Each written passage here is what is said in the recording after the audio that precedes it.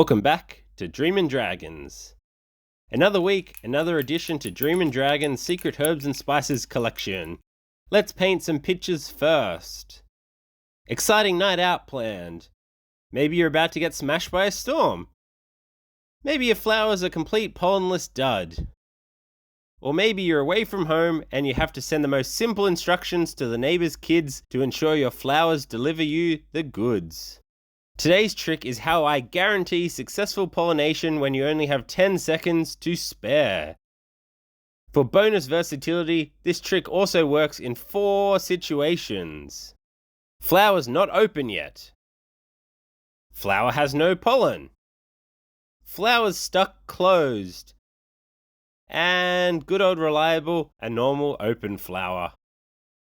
This is a trick I discovered a few months ago when we were living out of home while getting some work done on our house. I had the option of either stopping by around 4:30 in the afternoon on the way home from work to do all my gardening bits and bobs, or do a 70-minute return trip after the kids had been put to bed. Once I discovered this trick worked, it was locked and loaded.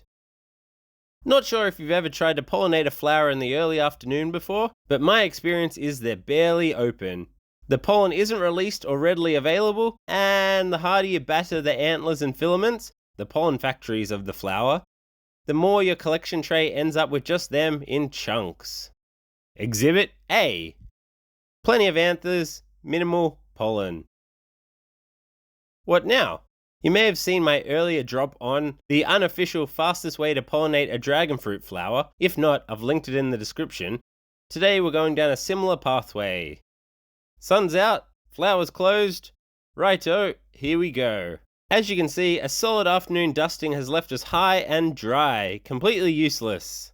So let's roll with our pinch and grab. Instead of battering our pollen factory with our paintbrush or assorted other collecting devices, today we're getting our hands finger deep in our flowers, grabbing a solid pinch of our anthers and filaments, and we're going to give them a good old rub and squeeze between our fingers, as if we're playing the world's smallest violin. As you can see, with a little pressure and some beautiful music, we've sourced ourselves some pollen.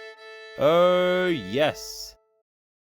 Once you've scored yourself a pocketful of that beautiful gold, smear it all over the stigma.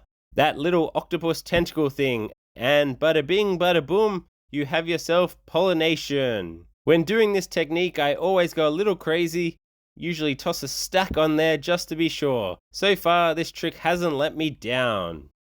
Little disclaimer, the rules of cross-pollination still applies with this trick. If your variety is self-sterile, you still need to cross-pollinate.